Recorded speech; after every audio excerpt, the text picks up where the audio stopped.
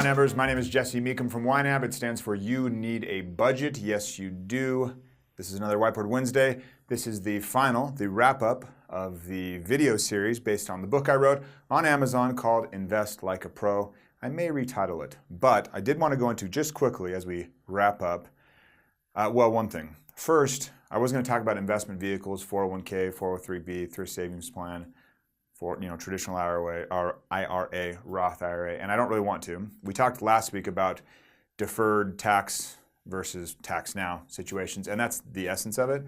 And the video medium doesn't really work well with like going over tax code names like 401k. So what I want to talk about was, will you actually be investing like a pro if you were to follow the book, Invest Like a Pro? No, you will not, because instead of spending 40, 50, 60, 70, 80 hours a week, you will spend 4 hours per year, plus or minus 2, to do everything you need to do.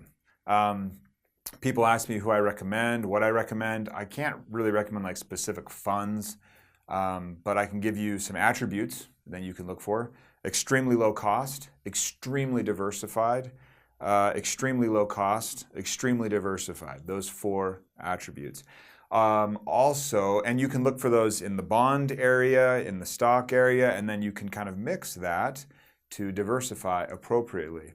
The more, let's see, it's very easy to be diversified now. And people will say, well, what about investing internationally? Well, if you're invested in the US stock market and you're proportionately invested, then you're already invested in companies like Apple or GE or General Motors or Exxon or any number of companies.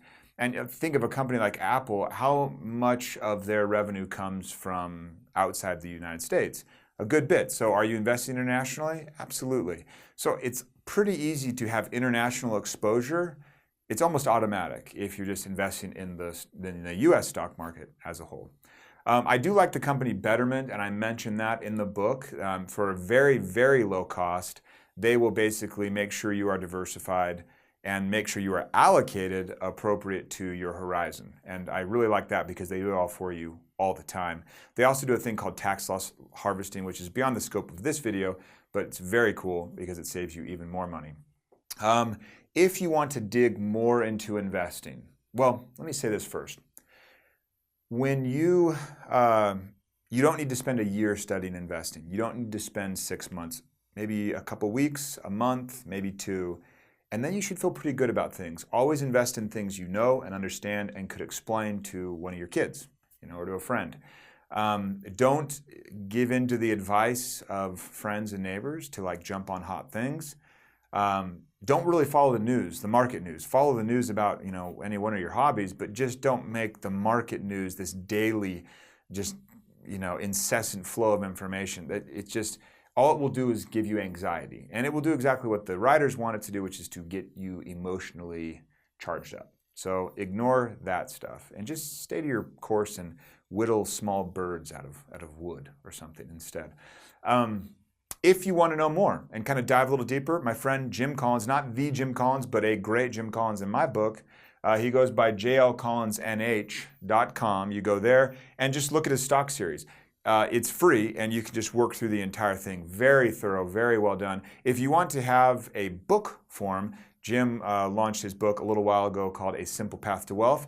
Did I say wealth? Wealth. I believe I talked about it on the podcast a while ago, and it's fantastic. And if you like the information to be a little more curated, a little more edited, then the book is the way to go. Next stop would probably be the Little Book of Common Sense Investing. It'll give you a deeper look into why index funds and now ETFs are the way to go. They're extremely low cost. Gives you lots of numbers about how you actually beat the average investor by trying to just be average, and you end up coming out on top. Finally, if you want more numbers and just kind of more nuance and pretty good writing, in my opinion, A Random Walk Down Wall Street is very interesting. And it will also teach you that you can't pick a stock, you can't pick a fund, you certainly can't pick even a manager to manage that fund.